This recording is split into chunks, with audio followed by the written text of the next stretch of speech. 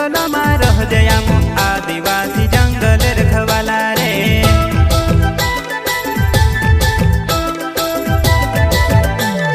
चल जंगल जमीन काजे पूजे रे आदिवासी दुनिया ने रखवाला रे। बाप देव खतरी काजे पूजे रे आदिवासी सबसे निराला रे।